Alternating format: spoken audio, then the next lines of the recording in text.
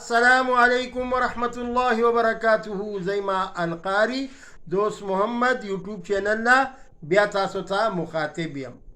سیرت النبی صلی الله علیه وسلم دا نور لسمه بلکې شلمه حصہ دا غالبا شروع شوه. نبی کریم صلی الله علیه وسلم چې د طائف نه را واپس شو نو غزوه تبوک دا یو داسې جنگو چې نبی کریم صلی الله علیه وسلم حکم وکړو د جهاد دپاره اعلان کوي چې ای قومای ای زما صحابو جنگ دپاره تیارې کول دي لیکن د چاندې ضرورت. آقای نامدار محمد رسول الله چې آواز لګولو یو طرف ته عمر فاروق صاحب زور لګئی چې زبه د حضرت ابو بکر صدیق صاحب نه وړاندې شي، لیکن ابو بکر صدیق رضی الله تعالی عنہ له الله پاک ډېره لویه مرتبه ورکړې وای. عمر فاروق صاحب نیم مال پیش کو، ابو بکر صدیق رضی الله تعالی عنہ د کور ټول مال آقای دو جهان ته پیش. سرور کونین تپوس کئی اے ابو بکر صدیق رضی اللہ تعالی عنہ کور کی دی سپری خودو. ابو بکر صدیق رضی اللہ تعالی عنہ فرمائی یا رسول اللہ پکور کی می دبال بچ دپار دا اللہ منائی او یا رسول اللہ سامن می پری خودلائی نور چه پکور کی سو ټول می حاضر کرلائی. او پدی دوران کی حضرت عثمان رضی اللہ تعالی عنہ سل اوخان پیش کرلائی. حضرت عثمان ذوالنورین ور سر اسونم پیش کړیو. دا آقای نامدار سره د صحابو دومره انداز کې مینه وای. الله دې ور سره زمونږ او ستاسو مینه او محبت پیدا کی. آقای دو جهان محمد رسول الله صلی الله علیه وسلم دا نهمه هجری ده چې دا واقعه د غزوه تبوک شروع شوه او وجه سوا وجوهات سو چې دا غزوه تبوک شروع کېده. د روم باچا چې هغه ځان ته ډېر لوی باچا ویلو او هغه آقای نامدار محمد رسول الله ټول وایي صلی الله علیه وسلم ته پیغام راولېږلو. نو نبی کریم صلی الله علیه وسلم 30,000 صحابه کرام د جنگ د پاره تیار که.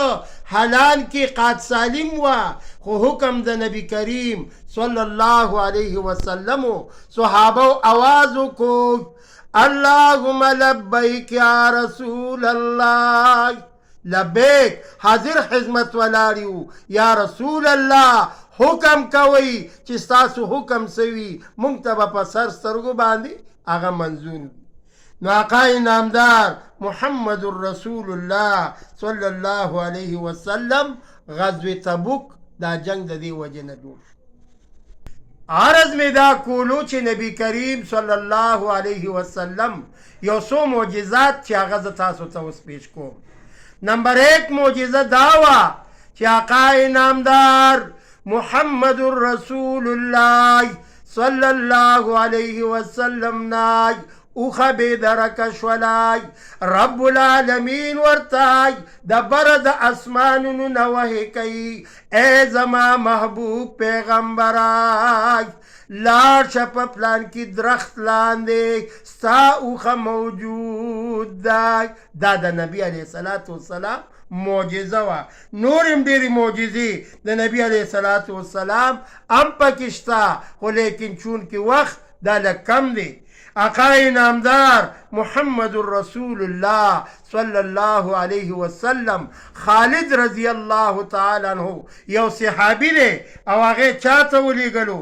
نصرانی ته ور ولیږلو او ورته وی فرمایل چې اے خالده لاړ شه نصرانی د ماسخوتن ټیم کې هغه به لګیا وي ښکار به کوي او چې مخه رنګې وه دام د نبي علیه السلام معجزه وه چې ښکار یې کولو او خالد رضی الله تعالی عنه چې ورغې هغې گرفتار که او د گرفتارۍ سره نبی کریم صلی الله علیه وسلم ته پیش کو.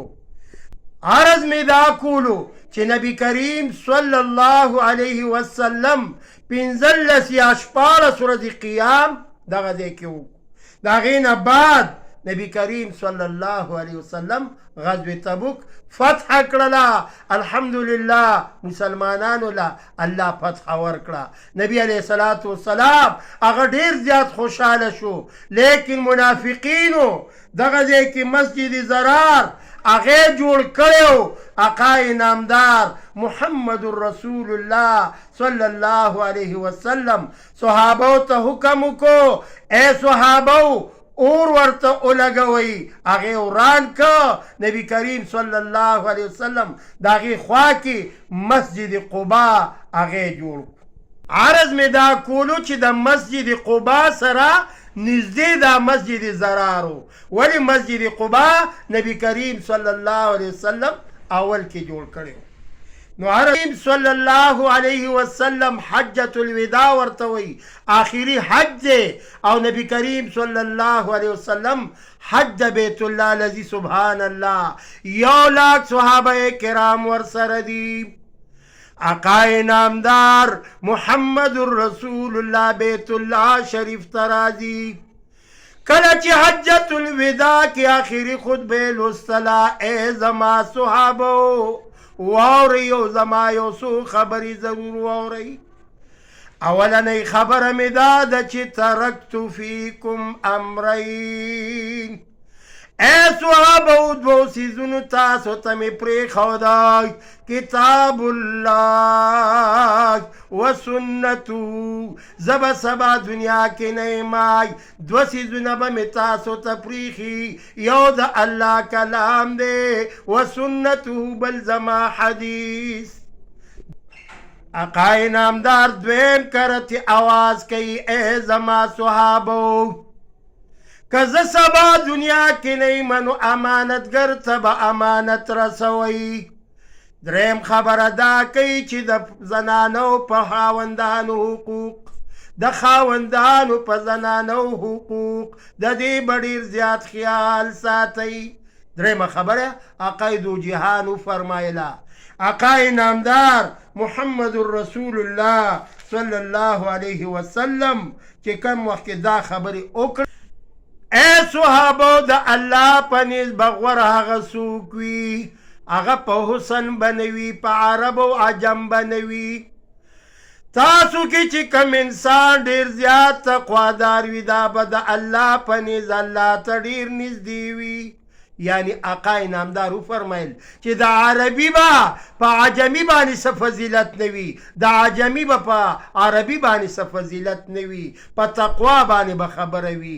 آقای نامدار بیا آخري خطبه کې دا مو فرمایل چې ای زما صحابو خو په دې وخت کې ابوبکر صدیق صاحب هم ولاړ دی. تمام صحابه کرام عقاید جهان سره موجود. آقای نامدار چې کم وخت کې وفرمایل چې الیوم اکملت لکم دینکم واکممت علیکم نعمتی ورضیت لکم الاسلام مدینه. تمام صحابه کرامو چې دا خبر اورېدلی ډېر زیات خوشحاله شو. وجه څه وه چې عربیان په دې په معنه باندې پوهېدلی. عربیانو ته پته ولګېدله چې دین هم تام شو، نعمتونه هم تام شو. آقای نامدار محمد رسول الله چې دا آیات مبارک اولستن ابوبکر صدیق صاحب هغه په جړا باندې جاړي. صحابه کرام ورته راځي ای ابو بکر صدیق صاحب ولې جاړې نن د خوشحالۍ مقام دی ابو بکر صاحب ورته فرمایي وای د خوشحالۍ مقام هم دی خو د دې آیات نه دا معلومیږي چې د دواړو جهانو سردار بای د دې دار فنا نه دار بقا ته تشریف وړي نو دا حجة الوداع واقعه وه انشاءالله مخکې به نوره واقعګانې هغه به هم تاسو ته بیانیږي زما دا چینل القاري دوست محمد یوټیوب چینل تاسو سبسکرایب هم کوئ خپلو بچو ته مو ښایئ او په خپلو ګروپونو کې شیر کوئ زما نمبر دی 0312 83 4 83 53 السلام علیکم ورحمة الله